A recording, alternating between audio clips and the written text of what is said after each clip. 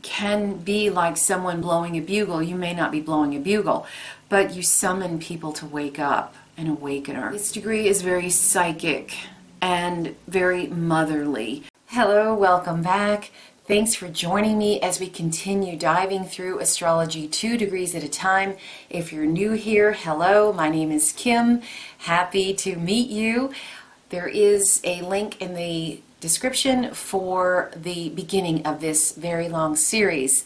Today we are on Pisces, Virgo 8. We're beginning with Virgo 8 as we look at symbols, insight, psychological profiling, these stories of each of the degrees.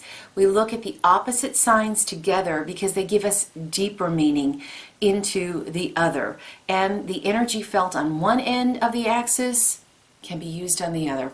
So without further ado, let's get into Virgo. A 5-year-old takes a first dancing lesson. A man learning Tai Chi. People dragging a beached whale back into the ocean. A man thinking up names for colors. Sacred trees create a protective aura around a temple. The stone here is Mangano Calcite. Both stones will be in the description if you'd like to take a closer look. Check out this short video if you'd like more on what I mean by these stones. Mangano Calcite promotes inner peace, compassion, pure love and joy. Self-healing vibrations are emitted from it. Gives us calmness. It's sometimes called the Reiki stone. Helps us contact higher realms, encourages self-confidence, aids in emotional healing of all types of traumas. It speaks to the heart and the crown chakra. It's the most beautiful, soft pink. Right off the bat, we're talking about dancing. Innocent movement, beginning to move. Taking lessons from someone that has a lot more experience than we do. So beginnings, new steps, dancing, learning Tai Chi. So breathing, moving, the beginnings of expanded awareness and consciousness, but actually movement here. It's an expression of our individual character, but within a structure. Leaning into the color more than possibly naming it. So we can get in our own way here. One of the cautions is don't overthink. Breathe, don't overthink. If we are in our imagination and we come up with this great idea, if we overthink it, we can overthink it and rationalize to the point of forgetting where we started. Why are we here?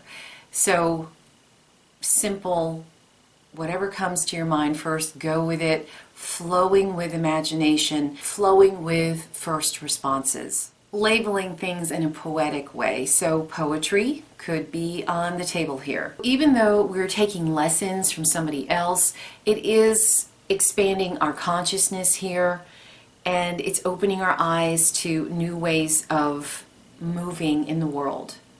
The 5-year-old, so the number 5 comes into play, the 5-pointed star, an image for what man is, wholeness, is opening up here. The sea, dragging the beached whale back into the ocean. The ocean is the intuition. So if we overthink too much, we need to step back, go back into our imagination, and whatever comes, comes. Don't overcomplicate. So we're not so worried about precision here, just flowing. There'll be time for that. A transitional phase which may lead to mastery, taking a first lesson of something, beginning something new. If there's something you've been thinking about but you haven't done it, now would be a good time to start it. The way we label things creates a type of poetry, creates a vibe, creates an atmosphere. And if we don't like the atmosphere that we're in, we have the ability here to paint it in a different way. Change the wording. Can go a long way on this degree. So explaining things simply and directly is very helpful here, like easy enough for a 5-year-old to understand. Let's take a look at Pisces 8. A girl blowing a bugle. Through a microscope, a scientist observes a deadly virus. A gypsy peasant woman sings a mournful chant. A monk blowing a conch shell. Materials and workers assembled. A pause before beginning the great task. The stone here is blue kyanite. It speaks to the third eye and throat chakra. It helps us awaken to our truth. It shifts energy of old repetitive patterns and habits, cuts the ties from past to allow for growth and understanding. Calming energy helps us restore peace to a damaged relationship through facilitating clear and compassionate communication. It facilitates telepathy.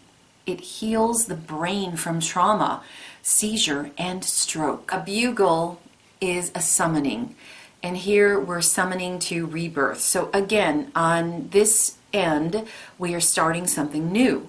So if there's something you want to start, now is a good time to do it. Even if you have no clue what you're doing, just begin. Start and the path will appear, kind of thing. A primary message on this particular degree is that awareness is the first step to recovery. If we want to have a healthy, vital body, a healthy, vital relationship, we have to acknowledge, be the scientist looking into the microscope at the deadly virus, and realize that it is playing a role. It's there because we've called it, and the only way to get rid of it is to recognize it first. And the woman, the gypsy woman, chanting a mournful chant, she is crying, singing the blues. So singing the blues, playing music that's bluesy could be going on here, and it's to heal what is deep within us. So by expressing our emotions and our feelings, we can heal.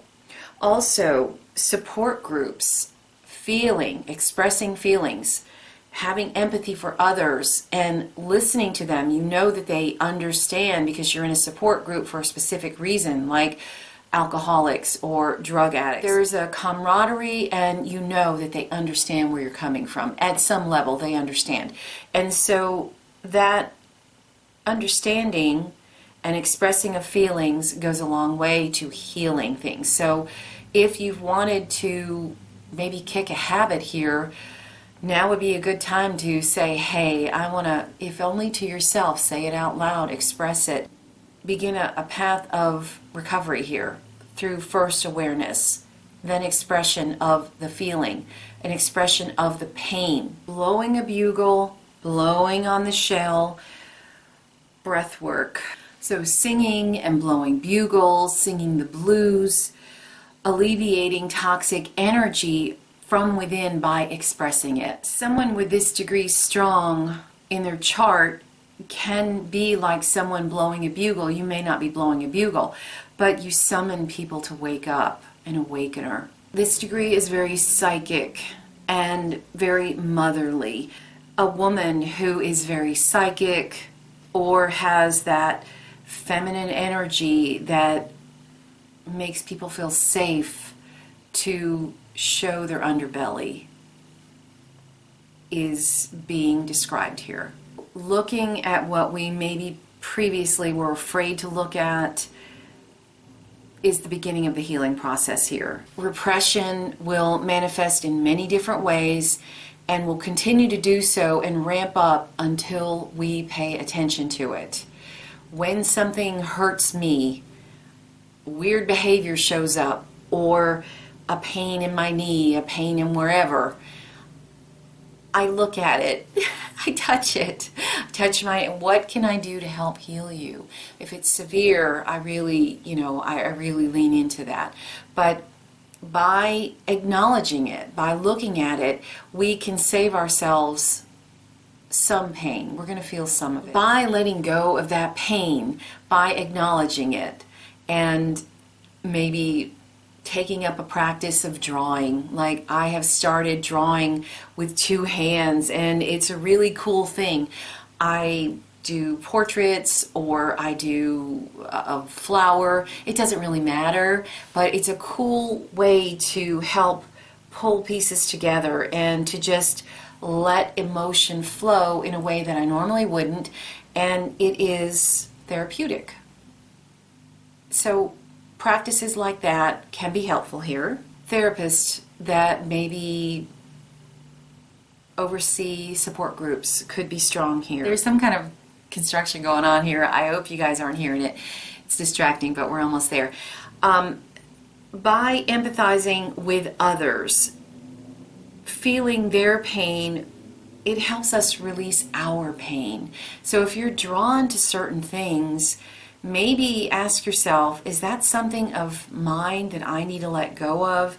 And feel into it and see it being released. So that's what I've got for you today. Thanks so much for being here. Leave a comment if these symbols are speaking to you strongly, you got some insight you'd like to share with the rest of us. Give me a like if you're enjoying these, subscribe for more, and take care until next time.